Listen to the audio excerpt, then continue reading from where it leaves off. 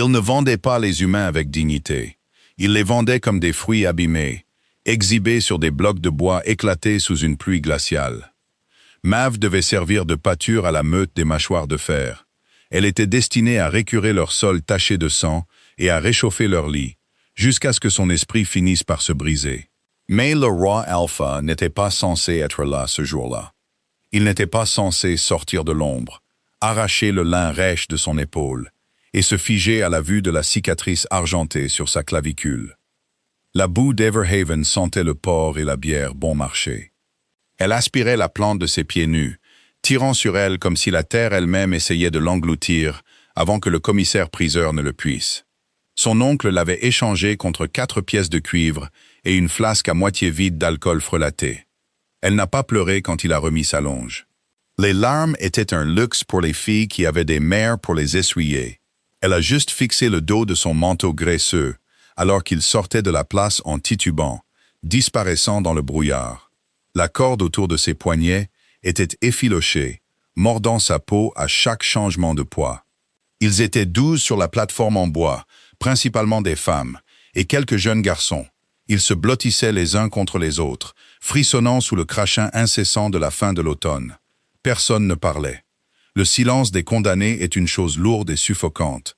Ouvre les dents. Aboya, le commissaire-priseur, un homme aux doigts épais, sentant l'oignon rassis, lui attrapa la mâchoire et lui ouvrit la bouche de force. Elle sentit le goût de la terre et du sel. Il passa un pouce crasseux sur ses gencives. Bonnes dents, hanches larges. Faites-lui faire des petits, ou faites-la saigner. Elle passera l'hiver. La foule en bas était un flou de manteaux de laine et d'yeux affamés. Des humains cherchant de la main-d'œuvre bon marché, des loups de bas rang cherchant des jouets encore moins chers. Puis la foule s'est écartée. Ils ne se sont pas simplement déplacés, ils se sont poussés les uns les autres dans la boue pour dégager un passage. L'air devint immédiatement plus lourd, épais de l'odeur du pain, du fer et du sang frais. 3 hommes s'avancèrent. Ils ne portaient pas la laine terne des villageois. Ils portaient du cuir bouilli et de lourdes fourrures, leurs torses larges, leur posture détendue mais incroyablement prédatrice. La meute des mâchoires de fer. Même dans les colonies humaines les plus reculées, on connaissait leurs noms. Ils étaient la garde de la frontière nord, les bourreaux du roi. Ils étaient tristement célèbres pour leur brutalité, pour prendre des esclaves humains et les faire travailler jusqu'à une mort précoce. L'homme au centre monta sur la plateforme. Garrick. Nul besoin de vous dire qui il était. L'arrogance émanait de lui par vagues. Il avait un visage qui aurait pu être beau autrefois, avant qu'une cicatrice déchiquetée ne traverse son sourcil gauche jusqu'à sa mâchoire, tirant sa lèvre en un rictus cruel permanent. Il ne les regardait pas comme des personnes. Il les regardait comme du bois de chauffage. « J'en ai besoin de 5, dit Garrick. Sa voix était comme des pierres que l'on broie, des pierres solides. Le dernier lot a gelé avant même qu'on arrive au donjon. Le commissaire-priseur s'inclina si bas qu'il faillit basculer. « Oui, Alpha Garrick. Bien sûr. Faites votre choix. » Garrick longea la file. Il s'arrêta devant une fille à sa gauche. Tamson, il lui semblait que c'était son nom. Elle pleurait doucement, ses épaules tremblantes. Garrick soupira, un son d'ennui total, et lui donna un revers de la main au visage. La claque résonna sur la place. Thompson s'effondra sur les planches mouillées. « Trop frêle, » marmonna Garrick. « Elle se brisera. » Il s'arrêta devant Mav. Elle ne baissa pas les yeux. Elle garda les yeux fixés sur la boucle rouillée de son spalière en cuir. Si vous regardez un loup dans les yeux, c'est un défi. Si vous regardez le sol, vous êtes une proie. Vous regardez le torse. C'était une tactique de survie qu'on lui avait inculquée depuis l'enfance. Celle-ci, dit Garrick, en lui tapotant le sternum avec un doigt lourd et calleux. La force du coup lui coupa le souffle, mais elle ne broncha pas. Elle ne tremble pas. Mbal est là, ainsi que les 4 garçons au bout. Un excellent choix, monseigneur. Le commissaire-priseur rampa, tremblant presque de soulagement, alors que Garrick jetait une lourde bourse en cuir sur le bois. Elle heurta les planches avec le cliquetis lourd et sans équivoque de l'argent. Un paiement excessif, une démonstration de richesse et de domination. Une brute au crâne rasé et à l'oreille manquante monta sur le bloc, attrapant sa corde. Il ne prit pas la peine de la détacher du poteau.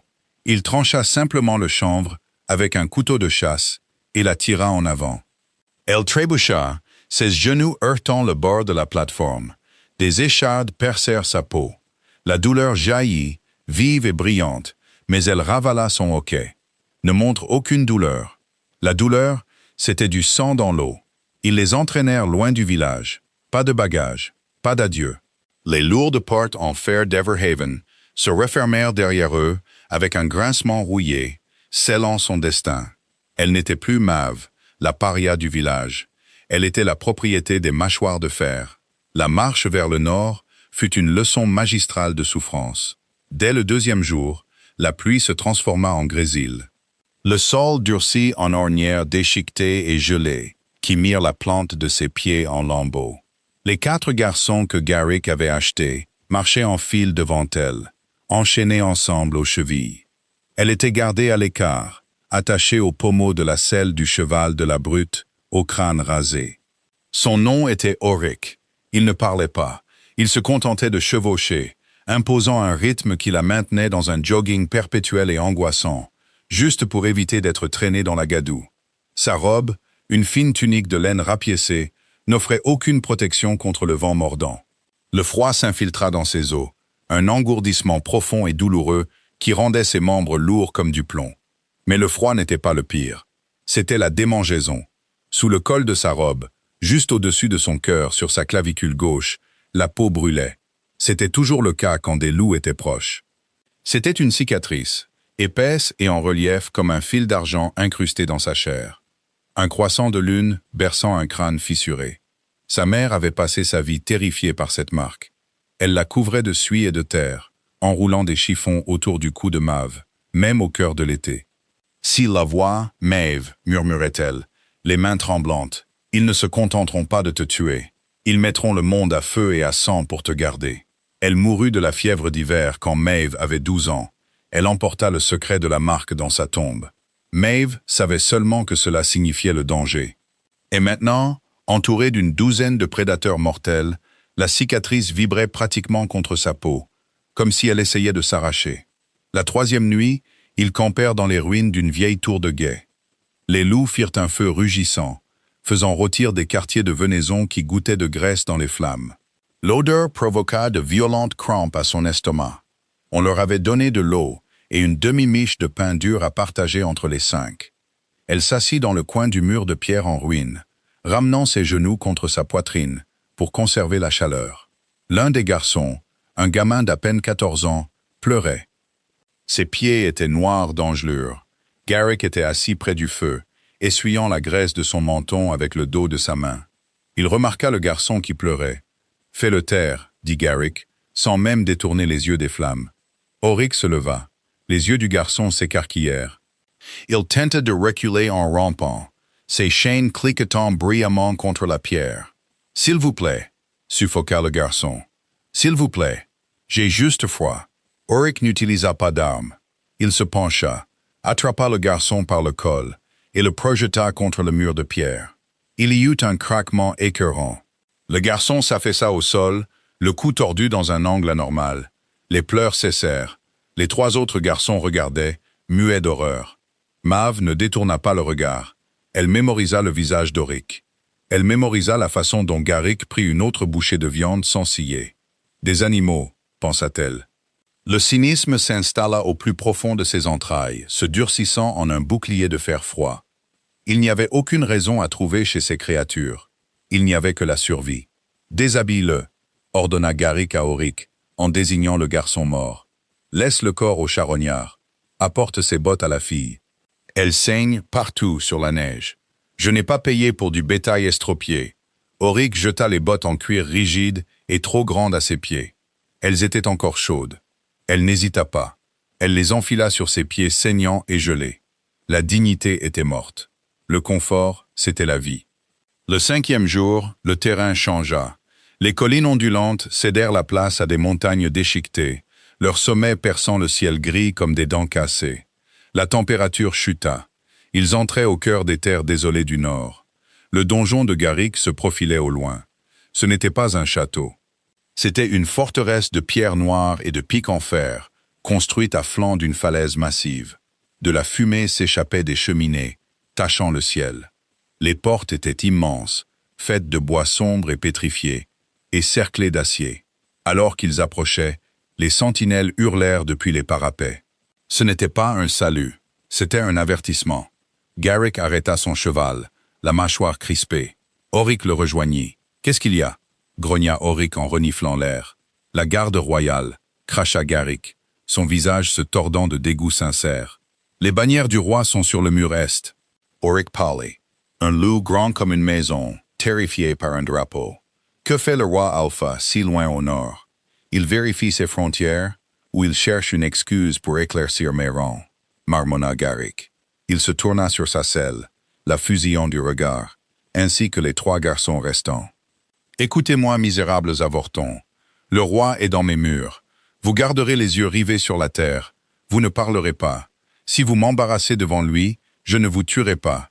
Je vous donnerai aux écorcheurs. » Elle garda un visage impassible, mais son pouls martelait ses côtes. Le roi Alpha. All Alaric, les histoires à son sujet étaient pires que celles sur les mâchoires de fer. Il était le loup de la lune de sang.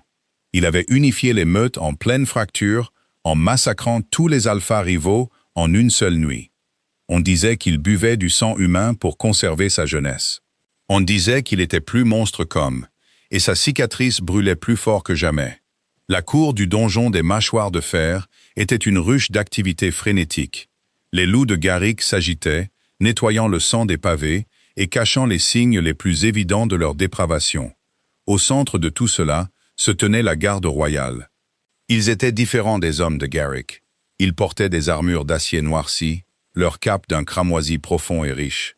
Ils se tenaient dans une discipline parfaite, un contraste frappant avec la posture sauvage des loups des mâchoires de fer. On les parqua en ligne près des écuries. La boue ici était mélangée à du fumier de cheval et de la paille pourrie. Elle se tenait droite, les bottes trop grandes du garçon mort pesant lourd à ses pieds, frissonnant alors que le vent glacial balayait la pierre à ciel ouvert. « Tenez la ligne » siffla Auric, arpentant derrière eux, son fouet traînant dans la fange. Les lourdes portes en chêne du donjon principal s'ouvrirent en grinçant sur leurs gonds de fer. Le silence tomba instantanément sur la cour. Le vent sembla s'arrêter.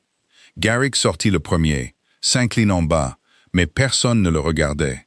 All Alaric, le roi Alpha, descendit les marches de pierre. Il ne ressemblait pas au démon des histoires. Il ne ressemblait pas non plus à un roi. Il avait l'air épuisé. Il était grand, violemment large d'épaules, vêtu de simple cuir noir et de fourrure sombre. Pas de couronne, pas d'or. Ses cheveux étaient noirs, tombant légèrement sur des yeux de la couleur du fer ancien oxydé. Son visage était une carte de violence ancienne, des cicatrices estompées sur ses pommettes, un léger crochet à son nez. Il ne se pavanait pas comme Garrick. Il se déplaçait avec une grâce lourde et délibérée, la grâce d'un prédateur au sommet de la chaîne alimentaire, qui savait qu'il n'avait plus rien à prouver. « Mon roi, dit Garrick, sa voix écœurante de douceur, votre présence honore mon humble forteresse. » All Alaric ne le regarda pas. Ses yeux de fer balayèrent la cour, observant les murs, les gardes, et enfin la ligne d'esclaves. « Tes frontières sont faibles, Garrick. » La voix d'Alaric était un grondement grave et rauque qui vibrait dans la plante de ses bottes. « J'ai vu 3 clôtures brisées en venant ici. Tes hommes sont gras et lents. » La mâchoire de Garrick se serra, un muscle tressaillant violemment sur sa joue. « Nous avons eu un hiver rude, mon roi. La reconstruction prend du temps. » « Alors passe moins de temps à piller les villages humains et plus de temps à couper du bois, » répondit froidement Alaric. Il commença à traverser la cour vers eux. Chaque instinct en elle lui hurlait de fuir. La brûlure sur sa clavicule était atroce, une chaleur cuisante comme un fer rouge pressé sur sa peau. Elle agrippa le tissu de sa robe, tenant le col haut, les jointures blanches. Alaric s'arrêta à quelques pas de leur ligne. Il sentait la fumée de bois, l'air froid, et quelque chose de dangereusement électrique. « Du nouveau stock » demanda Alaric, son ton plat. « Oui, mon roi » s'empressa Garrick. « Des remplaçants pour l'office et les mines, des robustes. » Alaric regarda les 3 garçons terrifiés. Puis son regard glissa vers elle.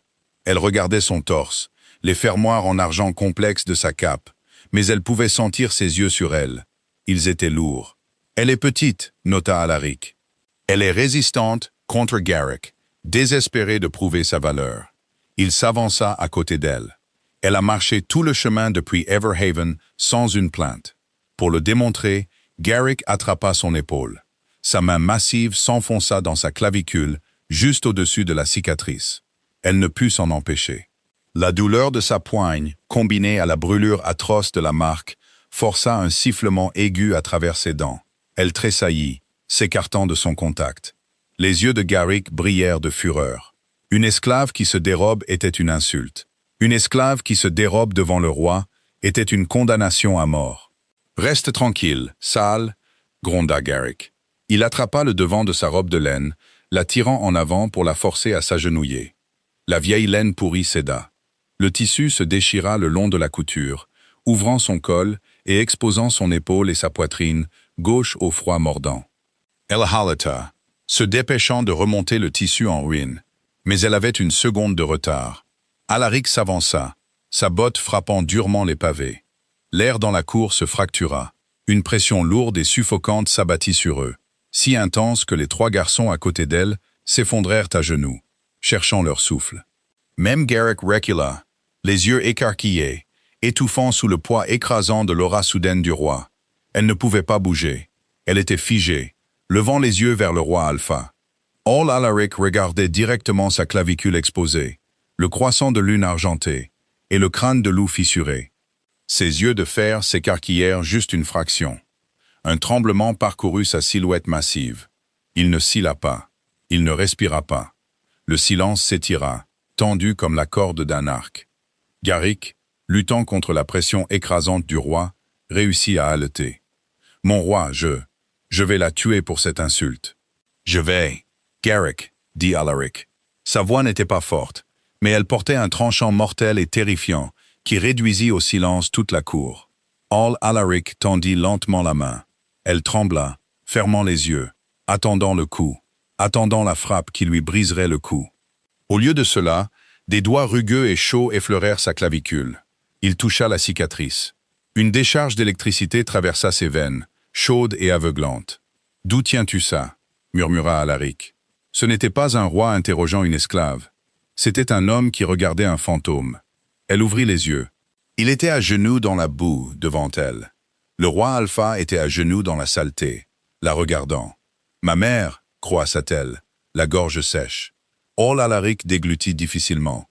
Il regarda son visage meurtri, ses épaules tremblantes, et les bottes trop grandes du garçon mort à ses pieds. Sa mâchoire se serra. L'épuisement dans ses yeux disparut, remplacé par une soudaine et violente tempête. Il se leva, se tournant pour faire face à Garrick. « Elle est à moi » dit All Alaric, sa voix résonnant contre les murs de pierre. Garrick cligna des yeux, confus et terrifié. « Mon roi, elle est une esclave humaine. Je l'ai achetée à Everhaven pour... » Avant que Garrick ne puisse finir sa phrase, Alaric combla la distance entre eux. Cela se produisit si vite que ses yeux ne purent le suivre. Une seconde, Alaric se tenait devant elle. La suivante, il tenait Garrick à la gorge, soulevant le massif alpha des mâchoires de fer du sol d'une seule main. Garrick s'étouffa, ses jambes donnant des coups de pied inutiles dans les airs. « Tu as acheté ma compagne » gronda All Alaric, sa voix tombant dans un registre monstrueux et inhumain. Ses yeux passèrent du fer à un ambre incandescent. « Et tu l'as fait saigner. » Les bottes de Garrick quittèrent les pavés. Le massif alpha des mâchoires de fer, un homme qui avait terrorisé les frontières nord pendant une décennie, agitait ses jambes comme un enfant qui se noie. Ses mains griffaient désespérément le poignet épais du roi, essayant de desserrer les doigts qui écrasaient sa trachée. Alaric ne cilla pas. L'ombre incandescente de ses yeux transperçait le crachin glacial, entièrement fixé sur l'homme qui suffoquait dans sa poigne. Il ne faisait aucun effort. Son bras était une barre de fer noir. « Mon roi !» cria l'un des lieutenants des mâchoires de fer, s'avançant hors des rangs. Il dégaina son épée, l'acier raclant bruyamment contre son fourreau de cuir. Avant que le lieutenant ne puisse faire un deuxième pas, une ombre se détacha de la garde royale. Un homme imposant au crâne rasé et à la mâchoire brutalement balafrée frappa le sternum du lieutenant avec le talon de sa lourde hallebarde. Le craquement des côtes brisées résonna comme un coup de feu. Le lieutenant se plia en deux, vomissant du sang sur les pierres mouillées. La cour éclata dans le raclement métallique de l'acier dégainé. Les gardes royaux formèrent un demi-cercle parfait autour d'Alaric et d'elle. Leurs lourds boucliers s'emboîtèrent avec un bruit sourd et synchronisé terrifiant. Ils ne crièrent pas, ils ne rugirent pas. Ils se tenaient simplement là, un mur inamovible d'armure noircie, attendant l'ordre de massacrer chaque mâchoire de fer du donjon. Les mâchoires de fer se figèrent. C'étaient des brutes vicieuses, des pillards qui s'attaquaient aux faibles. Face à une force de frappe professionnelle et disciplinée, leur courage sauvage s'évapora. Ils abaissèrent leurs armes. Certains les laissèrent tomber entièrement dans la boue. Alaric ignora le changement de situation dans la cour. Il rapprocha Garrick. « Tu piles les villages humains. Tu voles leurs enfants. Tu les achètes et les vends comme du bétail à mes frontières. » La voix d'Alaric était un bourdonnement bas et vibrant qui faisait claquer ses dents. « J'ai fermé les yeux parce que tu tenais le col du Nord. Je pensais que tu étais un monstre nécessaire. Mais tu n'es pas un monstre, Garrick. Tu n'es qu'un parasite. Mais... » Garrick étouffa un son humide et pitoyable. « Tu as acheté ma compagne, » répéta Alaric, le mot « compagne » sonnant étranger et lourd sur sa langue. « Tu as meurtri sa peau. Tu l'as fait saigner sur la glace. » Alaric ne lui brisa pas le cou. Il ne lui offrit pas une mort rapide. Il resserra sa prise. Elle regarda les yeux de Garrick exorbités. Elle regarda les vaisseaux sanguins éclater dans sa cicatrice, rendant le blanc de ses yeux d'un cramoisi violent. Le rictus arrogant qui avait marqué son visage en permanence se dissolut en une terreur primale absolue. Elle ne ressentit aucune pitié. Elle ne ressentit aucun triomphe non plus. Elle ne ressentit que la réalité froide et dure du monde dans lequel elle vivait. La violence était la seule monnaie qui comptait, et le roi possédait toute la richesse. Avec un craquement écœurant de cartilage qui s'effondre, Alaric écrasa la gorge de Garrick. Il ne jeta pas le corps. Il ouvrit la main et laissa le cadavre tomber dans la boue à ses pieds.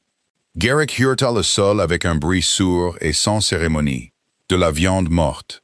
Alaric tourna lentement la tête, balayant de ses yeux incandescents les loups restants des mâchoires de fer. « Auric » appela All Alaric. La brute à l'oreille manquante tressaillit comme si elle avait été frappée par la foudre. Il s'avança, tombant à genoux si vite que ses rotules claquèrent contre la pierre. Il pressa son front dans la boue immonde. « Mon roi » trembla Auric. « Tu es l'alpha ici maintenant » déclara Alaric. Ce n'était pas un honneur, c'était une menace. Brûle le corps de Garrick, déchire ses bannières. Et si j'entends le moindre murmure d'esclaves humains échangés sur ce territoire à nouveau, je n'amènerai pas ma garde. Je viendrai seul et je ne laisserai que des cendres. Compris? Oui. Oui, mon roi. Auric garda le visage pressé contre la terre. Alaric tourna enfin le dos à la meute. Ses yeux passèrent de l'ambre prédateur à se faire terne et épuisé. Il la regarda. Elle était toujours à genoux sur les pierres gelées. Ses mains serraient les bords déchirés de sa robe de laine, essayant désespérément de couvrir son épaule exposée et la cicatrice argentée qui avait déclenché ce massacre.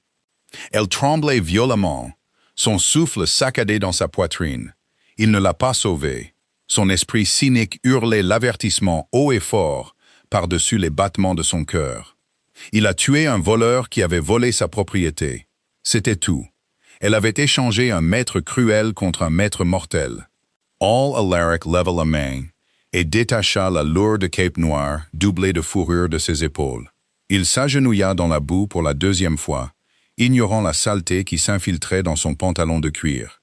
Il drapa le lourd vêtement sur sa silhouette tremblante. Il sentait le bois de cèdre, le givre et l'odeur âcre de l'ozone. C'était incroyablement chaud. « Tu es en sécurité », dit-il doucement. Elle regarda le cadavre qui se vidait de son sang à 1 mètre de là. Elle regarda à nouveau le visage du roi. « Je ne suis jamais en sécurité », murmura-t-elle, sa voix rauque et totalement dépourvue d'espoir. Alaric la fixa un long moment. Un muscle travailla dans sa mâchoire. Il n'offrit pas de platitude. Il ne lui promit pas le monde. Il hocha simplement la tête, une fois, reconnaissant la vérité dans ses paroles. Il se leva, lui offrant sa main. Sa paume était calleuse, tachée du sang de Garrick. Elle ne la prit pas. Elle posa ses mains sur ses propres genoux et se releva, ses muscles hurlant de protestation. Les bottes trop grandes du garçon mort semblaient être des poids de plomb. Elle vacilla, étourdi par le froid et la chute d'adrénaline. Avant qu'elle ne puisse tomber, Alaric intervint. Il ne demanda pas la permission. Il la souleva dans ses bras. Le mouvement soudain la fit halter, ses mains se posant instinctivement sur son torse en armure pour se stabiliser. Il était solide, inflexible. « Nous chevauchons pour Stonehaven », ordonna Alaric, la portant vers la colonne lourdement armée de sa garde. Maintenant. Elle ne dormit pas pendant les 2 premiers jours du voyage vers le sud. L'épuisement pesait sur ses paupières, remplissant sa tête de coton, mais chaque fois qu'elle s'assoupissait, elle se réveillait en sursaut, s'attendant au claquement du fouet dorique ou à la piqûre glaciale du vent du nord. Au lieu de cela, elle se trouvait à l'arrière d'un chariot de ravitaillement couvert, aménagé et tapissé d'épaisses peaux d'ours. Il se balançait rythmiquement sur les routes défoncées. Ils lui donnèrent de la vraie nourriture, pas du pain dur et de l'eau sale, mais un ragoût de venaison épais et du pain chaud généreusement beurré. La première fois que le garde lui apporta un bol, elle le mangea en 3 bouchées massives et désespérées. 10 minutes plus tard, elle vomit tout par-dessus le bord du chariot. Son estomac rétréci ne pouvait pas supporter la richesse. Après cela, elle fut prudente. Elle mangea lentement. Quand ils lui donnèrent une miche de pain entière, elle en mangea la moitié et fourra le reste au plus profond des plis de la cape du roi, qu'elle refusait d'enlever. Elle le thésaurisait. On ne savait jamais quand la gentillesse s'arrêterait. On ne savait jamais quand il se souviendrait qu'elle n'était qu'une humaine. Le 3e soir, le chariot s'arrêta tôt. Ils établirent le camp dans un bosquet dense de bouleaux argentés. L'air ici était moins mordant, dépourvu de la brutalité des terres désolées du nord. Un homme monta à l'arrière de son chariot. Il était plus âgé, ses cheveux d'un sel et poivre distingués, portant une lourde sacoche en cuir. Il n'avait pas la carrure prédatrice des gardes. « Je suis Thomas », dit-il en gardant ses distances. Sa voix était douce, dépourvue du ton rauque des loups. « Je suis le médecin du roi. Il m'a demandé de regarder vos pieds. » Elle ramena ses genoux contre sa poitrine. « Ils vont bien. Vous portez des bottes 3 tailles trop grandes, couvertes de sang séché, » souligna doucement Thomas. « Ils ne vont pas bien. S'il vous plaît, si l'infection s'installe, vous perdrez vos orteils. » Elle le fixa. Il ne bougea pas pour la forcer. Il attendit simplement. Lentement, elle étendit ses jambes. Il retira avec précaution les bottes en cuir rigide. La puanteur de sang ancien et de chair non lavée emplit le petit espace. Thomas ne broncha pas. Il déroula les chiffons grossiers et sales dont elle avait bandé ses pieds. La plante de ses pieds était un amas d'ampoules à vif, de fissures profondes et de peau noircie par les engelures. Il les nettoya avec un liquide chaud et piquant qui sentait les herbes, puis appliqua une pommade épaisse et cireuse qui engourdit instantanément la douleur lancinante. Il travailla en silence, les bandant de lin blanc propre. « Merci », marmonna-t-elle, les mots ayant un goût de sable. Elle n'était pas habituée à la gratitude. Thomas sourit, rangeant sa sacoche. « Gardez vos remerciements pour le roi. Il a arrêté la marche tôt pour que vous puissiez vous reposer sans que le chariot ne vous secoue. » Il sortit.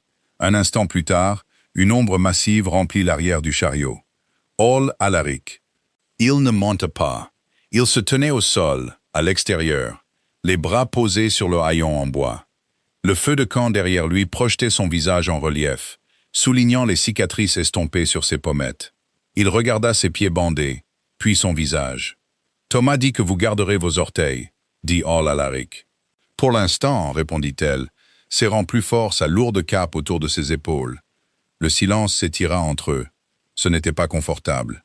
C'était lourd de questions non dites. La brûlure sur sa clavicule s'était calmée en une douleur sourde et constante depuis qu'ils avaient quitté le donjon des mâchoires de fer. Elle ne s'embrasait que lorsqu'il la regardait directement, comme maintenant. « Pourquoi thésaurises-tu le pain ?» demanda soudain Alaric. Elle se raidit. Elle pensait l'avoir bien caché. « Une habitude. Il y a assez de nourriture dans ce camp pour nourrir une petite armée pendant 1 mois. Tu n'as pas besoin de cacher des croûtes dans tes poches. Jusqu'à ce que tu t'ennuies, dit-elle, sa voix plate, dépourvue d'émotion. Ou jusqu'à ce que je dise la mauvaise chose. Ou jusqu'à ce que tu décides que, quoi que soit une compagne, je ne le fais pas correctement. Alors la nourriture s'arrête. Je sais comment ça marche. J'ai été un chien errant assez longtemps pour savoir que personne ne vous nourrit pour toujours. » Alaric ne se mit pas en colère. Il n'offrit pas une défense tonitruante de son honneur. Il avait juste l'air fatigué. Une compagne n'est pas un animal de compagnie, Maeve, dit-il, utilisant son nom pour la première fois. Elle ne le lui avait pas dit. Il avait dû le demander aux autres garçons de la vente aux enchères. Alors qu'est-ce que c'est? Le défia-t-elle. Une esclave avec un titre fantaisiste. Tu m'as acheté avec de l'argent. Tu possèdes le papier du commissaire-priseur. Ne déguise pas ça avec des mots nobles. Il détourna le regard, fixant les bois sombres. Je ne t'ai pas acheté pour te posséder. Je t'ai acheté pour t'éloigner de lui. Si je n'avais pas donné l'argent à Garrick, il t'aurait tué dès que j'aurais eu le dos tourné, juste par dépit. Il la regardait de nouveau, ses yeux de fer se fixant sur les siens. L'intensité pure de son regard lui coupa le souffle. Le lien entre compagnons, c'est une ancre, dit doucement Alaric. Pour mon espèce, nos bêtes sont toujours enragées, se débattant toujours contre les barreaux. Une compagne est la seule âme au monde qui apaise le bruit. Quand je t'ai vu dans cette cour, c'était la première fois en 10 ans que ma tête était silencieuse. Elle le fixa, essayant de trouver le mensonge, essayant de trouver la manipulation. Mais il n'y avait qu'une honnêteté sombre et nue. « Et ma cicatrice » demanda-t-elle, baissant la voix jusqu'à un murmure. L'expression d'Al-Alaric se durcit. La vulnérabilité disparut, remplacée par le masque stoïque d'un roi se préparant à la guerre. « Nous parlerons de la cicatrice quand nous serons derrière les murs de Stonehaven, dit-il. Pas ici, dans le noir. Il se tourna et s'éloigna, la laissant seule avec un estomac plein de ragoûts chauds et une tête pleine de questions terrifiantes. Stonehaven ne ressemblait pas à un lieu de confort. C'était un chef-d'œuvre brutaliste d'architecture militaire, taillé directement dans le flanc d'une montagne de granit abrupte. Ses murs étaient incroyablement hauts, hérissés de balistes et de pics en fer. C'était une forteresse conçue pour résister à un siège de milliers d'hommes. Mais à l'intérieur, c'était entièrement différent. La cour intérieure était pavée de pierres lisses et pâles qui irradiaient la chaleur de sources thermales souterraines. L'air sentait les viandes rôties, les aiguilles de pain et quelque chose de sucré comme de la barbe à papa. Les gens se déplaçaient avec détermination, mais sans peur. Humains et loups marchaient côte à côte, transportant des caisses, riant, criant des ordres. Elle fut escortée au-delà de la cour animée, au plus profond du donjon, par un grand escalier en colimaçon, taillé dans une seule pièce de bois sombre. Ses appartements étaient plus grands que toute la taverne d'Everhaven. Un immense lit à baldaquin dominait la pièce, drapé de lourdes fourrures et de draps de soie. Un feu rugissait dans une cheminée en pierre assez grande pour rôtir un cochon. Des tapisseries tissées de fils d'argent pendaient au mur, représentant des loups hurlants et des croissants de lune. Elle se tenait au centre de la pièce, serrant sa miche de pain à moitié mangée, se sentant complètement déplacée. La saleté sous ses ongles semblait être une insulte aux tapis immaculés sous ses pieds bandés. La lourde porte en chêne s'ouvrit. Une femme entra d'un pas pressé, portant une pile de linge soigneusement pliée. Elle était humaine, d'âge moyen, avec des yeux bienveillants et un chignon strict épinglé à l'arrière de sa tête. « Je suis Clara », dit-elle, sa voix vive et enjouée, chef de la maisonnée du roi. « Ne restez pas là à avoir l'air d'un lapin acculé, mon enfant. La baignoire en cuivre est pleine, l'eau est chaude, et si nous ne vous débarrassons pas de cette boue bientôt, elle deviendra une partie permanente de votre peau. » Elle ne discuta pas. Elle laissa Clara la guider derrière un paravent orné. La baignoire en cuivre était massive, fumant abondamment, l'eau infusée de lavande et de menthe broyée. Clara l'aida à retirer la lourde cape du roi, puis la robe de laine en ruine et tachée de sang. Elle se tenait nue, frissonnant malgré la chaleur du feu. Son corps était une carte de contusion, des marques jaunâtres sur ses côtes, de la part de son oncle, des ecchymoses violettes sur ses bras, dues à la manipulation brutale d'Auric, et la peau rouge et irritée autour de la cicatrice argentée sur sa poitrine. Clara n'haleta pas. Elle n'offrit pas de pitié. Elle lui tendit simplement une éponge rugueuse et un bloc de savon qui sentait les fleurs sauvages. « Allez-y », lui dit-elle. Elle entra dans l'eau. La chaleur frappa sa peau gelée comme un coup physique. La douleur jaillit dans ses jambes, une agonie aiguë et brûlante alors que le sang refluait dans les tissus à moitié morts. Elle se mordit la lèvre assez fort pour sentir le goût du cuivre, refusant de crier. Clara prit l'éponge de sa main rigide. « Je m'occupe du dos.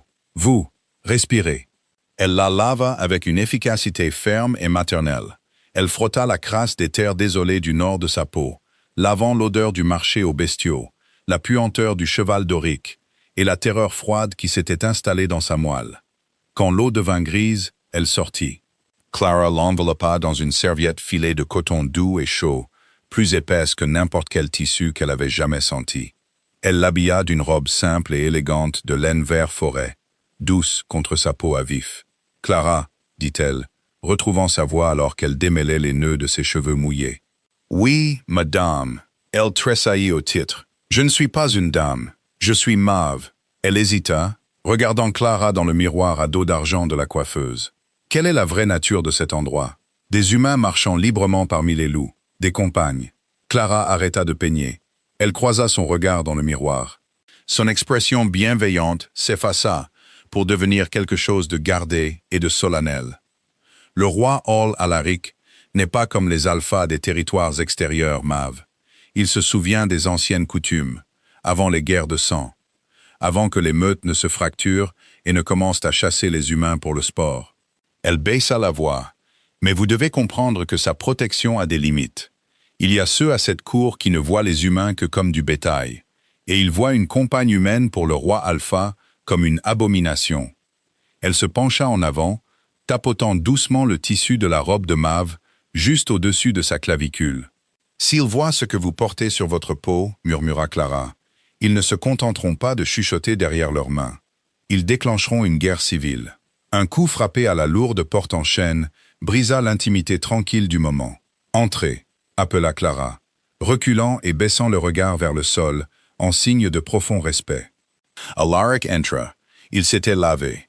Le sang et la boue du voyage avaient disparu, remplacés par une tunique propre de cuir sombre et une lourde chaîne d'argent reposant sur sa poitrine.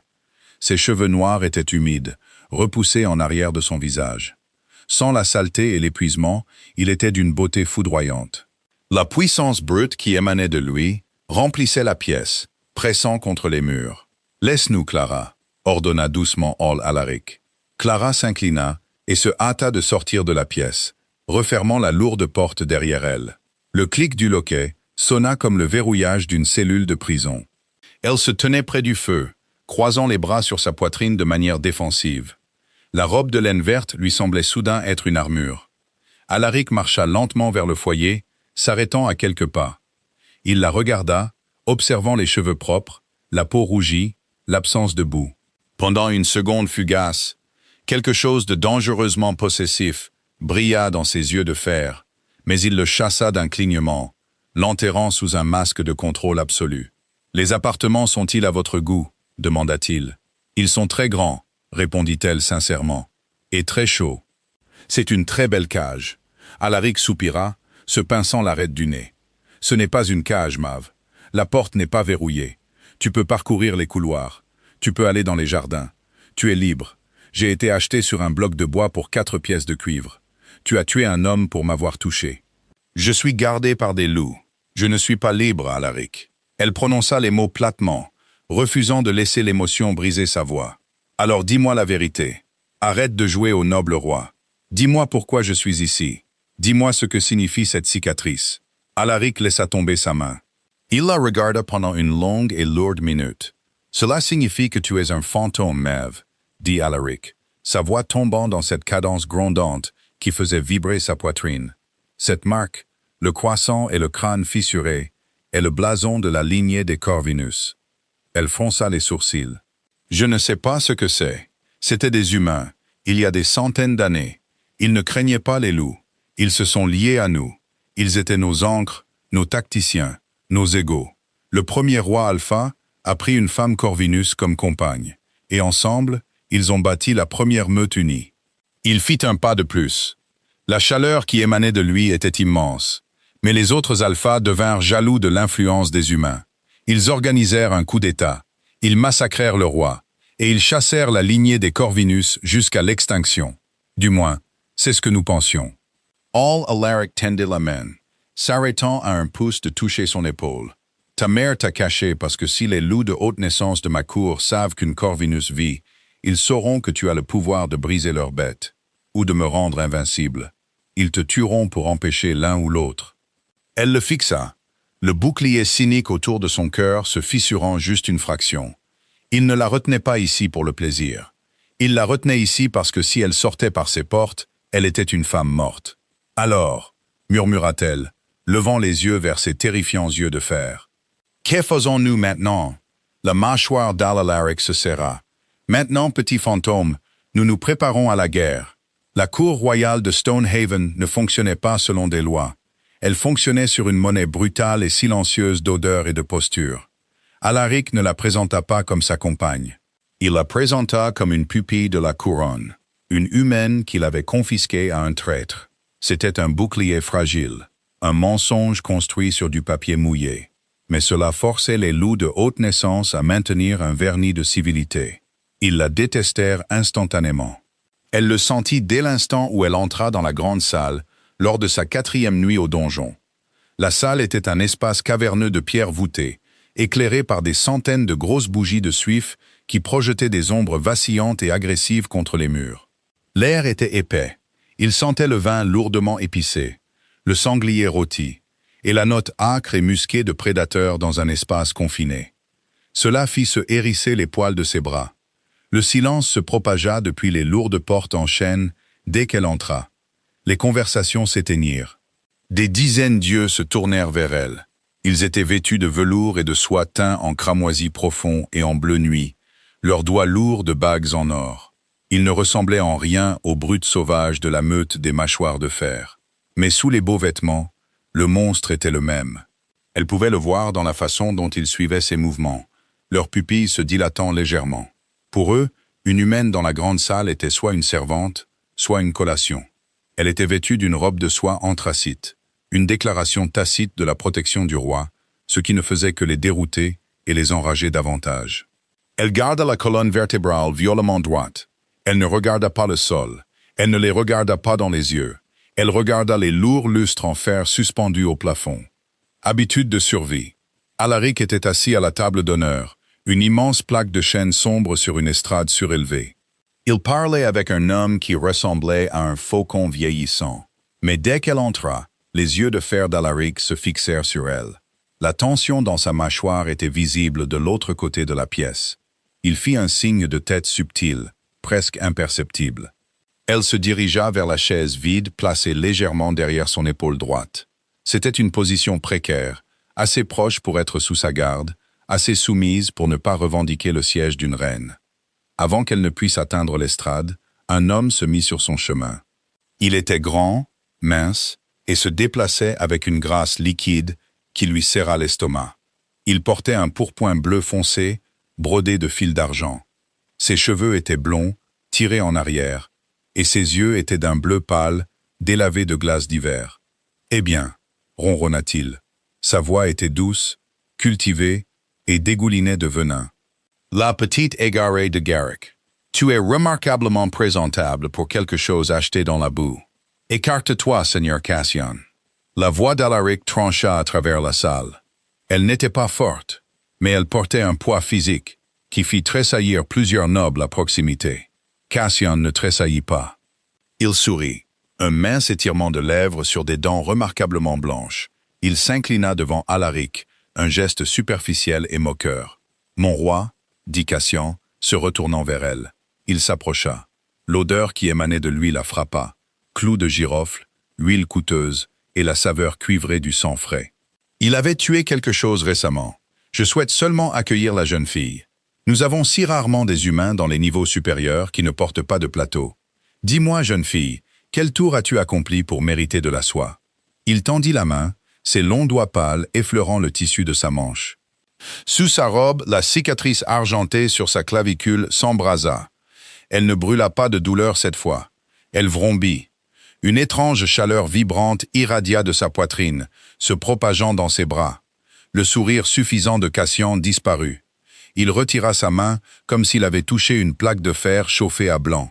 Il cligna des yeux, un éclair de confusion primale authentique traversant ses yeux pâles. Il fixa le bout de ses doigts, puis la fixa. Elle ne recula pas. Le cynisme qui l'avait maintenue en vie à Everhaven se durcit en quelque chose de froid et de tranchant. Elle réalisa en une fraction de seconde que quelle que soit la magie dont sa mère l'avait maudite, ce n'était pas seulement un phare, c'était une arme. Le roi préfère ma compagnie à celle des sycophantes, dit-elle. Sa voix était calme, stable, et assez forte pour que les 3 premières rangées de tables l'entendent. Un hoquet collectif résonna dans la salle. Une humaine insultant un seigneur de haute naissance était une condamnation à mort. Les yeux de Cassian brillèrent d'un or meurtrier, sa lèvre supérieure se retroussa, exposant des canines allongées. Il fit un demi-pas en avant, sa bête se précipitant à la surface. Cassian. All Alaric était debout. Il ne marcha pas. Il se matérialisa au bord de l'estrade. L'aura oppressante et suffocante qu'il avait déchaînée dans la cour des mâchoires de fer s'abattit sur la grande salle. Les gobelets tremblèrent sur les tables en bois. Une louve près de la cheminée tomba à genoux, cherchant son souffle. « Touche-la encore » promet All Alaric. Sa voix une vibration basse et rauque. « Et je donnerai tes mains à manger aux chiens. » Cassian déglutit difficilement. La lueur dorée s'estompa de ses yeux, remplacée par une haine profonde et bouillonnante. Il s'inclina de nouveau, plus profondément cette fois. « Pardonnez-moi, mon roi, je me suis oublié. » Cassian lui lança un dernier regard venimeux avant de se fondre dans la foule. Elle monta les marches en bois de l'estrade et se tint près de sa chaise. Ses jambes tremblaient si fort qu'elle crut que ses genoux allaient céder, mais elle les verrouilla fermement. All Alaric s'assit lentement. Il ne la regarda pas, mais sa main se tendit sous la table, ses doigts rugueux et chauds s'enroulant autour de son poignet glacial. Le contact la rassura. « Il sait » murmura-t-elle, les mots portant à peine par-dessus le brouhaha renouvelé de la salle. « Il a senti quelque chose quand il m'a touché. » La prise d'Al Alaric se resserra brièvement. Cassian est le chef du conseil dirigeant. Il commande les légions du Sud. S'il soupçonne ce que tu es, il ne me défiera pas ouvertement. Il essaiera de t'éliminer dans l'ombre. Alors qu'ils viennent, marmonna-t-elle, se surprenant elle-même. All Alaric se tourna enfin pour la regarder. L'épuisement était de retour dans ses yeux, menant une bataille perdue contre la rage. Tu ne connais pas ces monstres, Mav. Ils ont passé des siècles à perfectionner l'art du meurtre. Et j'ai passé toute ma vie à perfectionner l'art de ne pas mourir, répondit-elle. Ils m'ont vendu pour du cuivre. Voyons ce que je leur coûterai en sang. La tentative d'assassinat eut lieu 3 jours plus tard, sous le couvert d'une chasse d'hiver. La tradition exigeait que le roi mène les seigneurs de haute naissance dans la forêt de pins blancs pour abattre les sangliers sauvages avant que les neiges profondes ne s'installent. La tradition exigeait également que le roi amène ses membres de cour favoris pour observer depuis la sécurité des pavillons de chasse. Elle détestait les bois. Les arbres ici étaient anciens, leurs troncs épais et tordus couverts de lichen gris. La canopée était si dense qu'elle étouffait le soleil de l'après-midi, laissant le sol de la forêt enfermé dans un crépuscule glacial perpétuel. Clara l'avait vêtue d'épais cuir d'équitation doublé de peau de mouton tondu. Elle était assise sur un énorme hongre noir, flanqué de 2 gardes royaux d'Alaric. Le pavillon de chasse était une plateforme en bois surélevé, ornée de fourrures et de braseros, perchée au bord d'un ravin escarpé. Alaric et Léoné, y compris le seigneur Cassian, se trouvaient quelque part dans la vallée en contrebas. Les sons lointains des chiens aboyant et des hommes criant montaient sur le vent mordant. Elle se tenait près du bord de la plateforme, regardant la lisière des arbres. Les 2 gardes royaux se tenaient rigidement près de l'entrée du pavillon, leurs lourdes hallebardes reposant contre les balustrades en bois. Quelque chose n'allait pas. Le vent tourna. L'odeur de pain et de charbon de bois brûlant des braseros fut soudainement submergée par une puanteur qui lui souleva l'estomac. Ça sentait la viande pourrie, l'eau stagnante et la folie pure et non filtrée. Les chevaux attachés sous le pavillon se mirent à hurler. Pas hennir, à hurler. Ils se cabrèrent, brisant leurs longes et s'élançant aveuglément dans les arbres. « Tenez vos positions » cria l'un des gardes royaux, dégainant sa lourde épée large. Une ombre massive se détacha de la canopée au-dessus du pavillon. Elle ne sauta pas. Elle tomba comme un rocher, écrasant le toit en bois de la structure. Le bois éclata. Les braseros se renversèrent, déversant des charbons ardents sur le plancher en bois.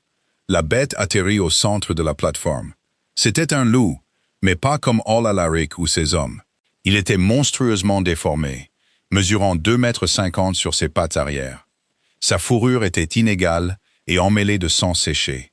Sa colonne vertébrale était tordue, sa mâchoire déboîtée dans un rictus baveux permanent. Ses yeux étaient d'un blanc laiteux et totalement dépourvus de raison. Un renégat, un sauvage. Le premier garde royal chargea, enfonçant son épée large vers la poitrine de la bête. Le renégat n'essaya même pas d'esquiver. Il encaissa la lame d'acier profondément dans ses côtes, ne saigna pas et frappa le garde d'un revers de sa patte griffue massive. L'impact brisa l'armure de l'homme. Il fut projeté hors de la plateforme, disparaissant dans le ravin avec un craquement écœurant. Le second garde hésita une fraction de seconde. Ce fut suffisant. Le renégat referma ses mâchoires sur sa gorge, écrasant sa trachée dans une gerbe de sang artériel brillant. Puis, les yeux blancs laiteux se fixèrent sur elle. Cassian. Son esprit assembla les pièces avec une clarté froide et cynique. Il n'avait pas envoyé un assassin. Il avait libéré un sauvage, affamé et enragé. Il l'avait dirigé vers le pavillon. Un accident tragique, la nature sauvage réclamant une autre vie humaine. Le renégat bondit. Elle ne cria pas. Elle ne se figea pas. Elle se laissa tomber sur le pont en bois, se jetant sous une lourde table renversée, alors que la bête s'écrasait contre la balustrade où elle se tenait une seconde plus tôt. Le bois éclata et gémit. Elle recula à quatre pattes, ses doigts cherchant frénétiquement une arme. Sa main effleura le lourd tisonnier en fer utilisé pour les braseros. Une de ses extrémités était chauffée au rouge. Le renégat renversa la table d'un coup de poignet massif. Il se tenait au-dessus d'elle, la salive dégoulinant de ses mâchoires, brûlant des trous dans sa tunique de cuir. Elle ne réfléchit pas. Elle enfonça le tisonnier chauffé au rouge droit vers le haut, le plongeant profondément dans l'œil gauche de la bête. Le renégat hurla, un son semblable à du métal qui se déchire. Il recula, se débattant violemment, s'aveuglant davantage dans sa panique. Elle se releva en chancelant, reculant vers le bord de la plateforme en ruine, la poitrine haletante. La cicatrice argentée sur sa clavicule brûlait si férocement qu'elle avait l'impression d'un fer rouge pressé sur sa chair. Avant que le renégat ne puisse se remettre, un rugissement secoua la forêt. Ce n'était pas l'aboiement d'un chien, c'était un son qui ordonnait à la terre de se briser. All Alaric atterrit sur la plateforme. Il s'était transformé. C'était un cauchemar de fourrure noire et de muscles noueux, plus grand que le renégat, dégageant une chaleur primordiale terrifiante. Il n'utilisa pas d'arme. Il frappa la bête sauvage avec la force d'un bélier, la projetant contre la paroi rocheuse du ravin. La violence était absolue. Alaric ne se battait pas pour maîtriser. Il se battait pour effacer. Il déchira le renégat, ses mâchoires broyant les os, ses griffes déchiquetant la peau épaisse. Le sang recouvrit les planches de bois. La bête sauvage se défendit, traînant ses griffes acérées sur le flanc d'Al-Alaric. Mais le roi Alpha ne ressentait aucune douleur. Il était consumé par la bête. En quelques secondes, le renégat était mort, sa gorge arrachée, sa poitrine enfoncée. Mace Alaric ne s'arrêta pas. Il continua à déchirer le cadavre. Perdu dans la soif de sang, sa forme monstrueuse vibrant d'une rage qui ne pouvait être étanchée. Les gardes royaux, qui avaient finalement rattrapé leur retard, s'arrêtèrent au bord de la plateforme, le visage pâle. Ils abaissèrent leurs armes. Personne ne s'approchait d'un alpha perdu dans sa bête. C'était du suicide. Elle regarda l'énorme loup noir déchiquetant le cadavre. Elle regarda le sang qui imbibait le bois. Le lien entre compagnons est une encre, lui avait-il dit. Une compagne est la seule âme au monde qui apaise le bruit. Elle fit un pas en avant. Madame, non. Thomas, le médecin, était arrivé, le visage cendré. Il tendit la main vers son bras. Elle le repoussa. Elle ne marcha pas lentement. Elle marcha directement dans la mare de sang, ses bottes glissant sur le bois visqueux. « All Alaric », dit-elle. Sa voix était calme, inébranlable. L'énorme loup noir se figea. Il laissa tomber un morceau de chair déchiré de ses mâchoires. Il tourna sa tête massive et ensanglantée vers elle.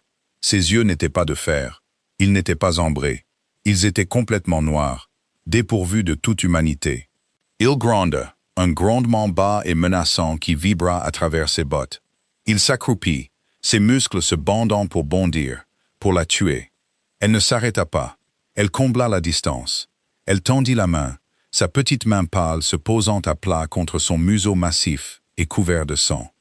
Au moment où sa peau toucha sa fourrure, la cicatrice sur sa poitrine pulsa d'une lumière argentée aveuglante qui transperça le tissu épais de sa tunique. La réaction fut instantanée. L'aura écrasante et suffocante de la bête s'évapora. Alaric haleta, un son humain et rauque s'échappant de sa gorge. La fourrure noire commença à se rétracter, les os craquant et se déplaçant dans une inversion rapide et violente. En quelques secondes, il était à genoux sur les planches de bois, de nouveau humain, complètement nu et couvert de sang. Il haletait, la tête baissée, les mains appuyées sur le bois en ruine. Elle retira son lourd manteau de cuir et le drapa sur ses larges épaules. Il leva lentement la tête. Ses yeux étaient revenus à leur fer oxydé et fatigué. Il la regarda, puis le renégua en ruine, puis l'endroit où le seigneur Cassian se tenait parmi les arbres en contrebas, son visage pâle regardant le pavillon avec une incrédulité horrifiée absolue. Cassian avait vu la lumière argentée. Il l'avait vu briser la soif de sang de l'alpha. Alaric se leva, serrant le manteau autour de lui. Il ne cria pas. Il regarda Cassian avec une certitude froide et morte. « La chasse est terminée », dit Alaric à la foule rassemblée en bas. « Convoquez le conseil. Nous retournons au donjon maintenant. » La salle du conseil était une chambre circulaire située profondément dans le substrat rocheux sous Stonehaven. Ses murs étaient de granit brut, non taillé. La seule lumière provenait d'un immense foyer circulaire au centre de la pièce. Il n'y avait pas de chaise. Les 12 seigneurs dirigeants se tenaient autour du feu, leurs ombres dansant monstrueusement contre la pierre. Elle se tenait aux côtés d'Alaric. Elle portait à nouveau la soie anthracite, mais cette fois, elle n'avait pas l'impression de porter un costume. Elle avait l'impression de porter une armure. Cassian se tenait directement en face d'eux, de l'autre côté du feu. Il avait l'air nerveux, bien qu'il essayât de le cacher derrière son masque habituel d'ennui aristocratique. « Une tragédie dans les bois, mon roi », dit Cassian doucement. Un sauvage franchissant le périmètre. Le capitaine de la garde devrait être exécuté pour un tel manquement à la sécurité. « Il n'y a eu aucun manquement, » dit Alaric, sa voix résonnant dans l'espace caverneux. Les sauvages ne coordonnent pas les attaques sur les pavillons de chasse. Ils sont attirés par l'odeur. Quelqu'un a traîné des entrailles d'abattoir sur la crête est et a laissé une piste directement jusqu'à la plateforme où se tenait ma pupille. Des murmures éclatèrent parmi les membres du conseil. « Trahison !» gronda le seigneur Bram, un vétéran lourdement balafré. « Qui oserait ?» Cassian soupira, examinant ses ongles manucurés. « Si vous insinuez, mon roi, que quelqu'un dans cette pièce a orchestré cela, vous insultez la lignée de chaque seigneur présent pour une humaine égarée. C'est une accusation dangereuse à faire sans preuve. Je n'ai pas besoin de preuves. » Contra Alaric, le fer dans ses yeux, virant à un ombre dangereux. « Je sais que c'était toi, Cassian. Tu n'as pas pu supporter l'insulte dans la grande salle. Tu n'as pas pu supporter qu'une humaine te manque de respect. » Le masque de Cassian se fissura enfin. Il écarta les bras. « Oui, parce que c'est une abomination. Tu amènes une esclave souillée de boue dans nos salles, tu l'habilles de soie, et tu exiges que nous nous inclinions. C'est du bétail. Nos ancêtres ont bâti ce royaume en maîtrisant les bêtes et en conquérant les faibles. Tu nous affaiblis, Alaric. Tu t'accroches à de vieux contes de fées pendant que les meutes se fracturent. Le Conseil ne le tolérera pas. Si tu insistes, cela signifie la guerre civile. Les légions du Sud marcheront à l'aube. » La pièce tomba dans un silence de mort. La menace était au grand jour. Alaric avait un choix. Exécuter Cassian et plonger le royaume dans une guerre sanglante qui tuerait des milliers de personnes, ou reculer et laisser les hauts-nés régner par la peur. La pourriture systémique était profonde. Alaric ne pouvait pas l'exciser avec une épée sans saigner le royaume à blanc. Elle regarda le visage suffisant de Cassian. Elle regarda les autres seigneurs, leurs yeux changeants, calculant les chances d'un coup d'État. Ils pensaient posséder le monde parce qu'ils avaient des crocs. Ils pensaient être au sommet. Sa mère était morte en crachant du sang dans une hutte glaciale, terrifiée par ces monstres. Elle avait été vendue sur un bloc de bois comme un morceau de viande avariée.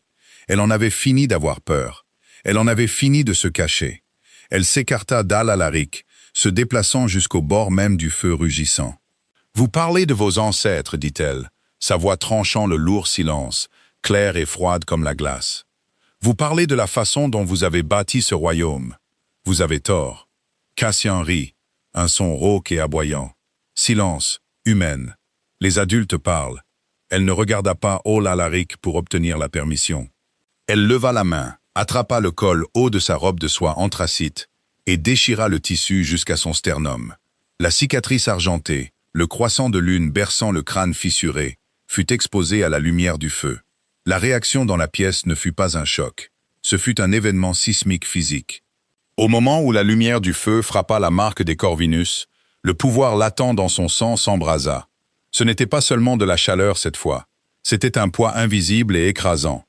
Il percuta les 12 seigneurs comme un mur de pierre solide. Cassian s'étouffa, tombant à genoux instantanément. À côté de lui, le seigneur Bram s'effondra, ses mains griffant sa propre gorge alors que sa bête était violemment forcée à la soumission. L'ancienne magie liée à sa lignée, la magie qui avait soumis les premiers loups, se réveilla, exigeant une obéissance absolue des prédateurs dans la pièce. Elle ne s'arrêta pas. Elle marcha lentement autour du feu, sa robe en ruine flottant autour de ses chevilles. Chaque fois qu'elle passait devant un membre du conseil, il était forcé de s'abaisser davantage vers le sol. Il ne pouvait pas la regarder. Leur corps tremblait sous l'effort de simplement respirer. Elle s'arrêta devant Cassian. Il était à 4 pattes, fixant le sol de granit brut, un filet de bave pendant de ses lèvres pâles. L'arrogance aristocratique avait disparu, remplacée par la même terreur primale qu'elle avait vue dans les yeux des garçons sur le bloc de vente. « Mes ancêtres ont bâti ce royaume, dit-elle au sommet de sa tête. Nous vous avons appris à construire des murs au lieu de dormir dans des grottes. Nous vous avons appris à être des rois au lieu de chiens enragés. Et quand vous êtes devenus forts, vous nous avez massacrés dans nos lits parce que vous aviez peur de la laisse. » Elle se pencha, attrapant une poignée des cheveux blonds de Cassian. Elle lui tira la tête en arrière, le forçant à regarder la cicatrice argentée sur sa poitrine. Il gémit, un seigneur de haute naissance, chef des légions du Sud, gémissant comme un chiot battu. « Je suis l'héritière des Corvinus, murmura-t-elle assez fort pour que toute la chambre l'entende. Je ne suis pas du bétail, je suis l'encre, et je suis votre ruine. » Elle lâcha ses cheveux. Cassian s'affaissa de nouveau sur le sol. Elle se retourna vers Alaric. Il n'était pas tombé à genoux. La marque ne l'écrasait pas. Elle le nourrissait. Il se tenait plus droit. L'aura pure de sa puissance d'alpha, amplifiée par le lien, rayonnait comme un soleil noir. Il était magnifique, et il était terrifiant. Elle retourna à ses côtés. Elle ne couvrit pas son épaule. « Le seigneur Cassian a commis une trahison, » dit-elle en regardant le roi. Elle n'était plus une esclave cynique et meurtrie. Elle était une arme forgée dans la boue, enfin dégainée. La peine et la mort. Alaric n'hésita pas. Il tira la lourde épée large en fer de sa hanche. Le son métallique de l'acier chanta à travers la chambre silencieuse. Il se dirigea vers Cassian, qui ne pouvait même pas lever la main pour se défendre sous le poids écrasant de la marque des Corvinus. D'un seul coup net et brutal, Alaric sépara la tête de Cassian de ses épaules. Les membres du conseil restèrent au sol, tremblants, fixant le sang qui s'accumulait sur le granit.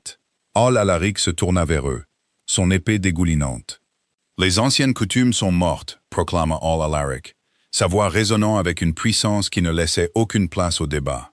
La lignée des Corvinus est revenue sur le trône. Quiconque parle d'esclaves humains, quiconque achète ou vend de la chair dans mon royaume, connaîtra le même sort que Cassian et Garrick. Jurez fidélité à votre reine, ou mourrez sur ce sol. Un par un, les fiers et corrompus seigneurs de Stonehaven se traînèrent en avant, pressant leur front contre la pierre tachée de sang à ses pieds. Elle les regarda, sentant l'air froid sur sa peau nue, sentant le poids lourd et indéniable du pouvoir. Elle avait été vendue à la meute la plus cruelle du Nord, destinée à mourir dans la neige. Au lieu de cela, elle avait conquis leur roi, brisé leur conseil et pris la couronne. Ils allaient mettre leur monde corrompu en pièces, et ils allaient savourer chaque seconde.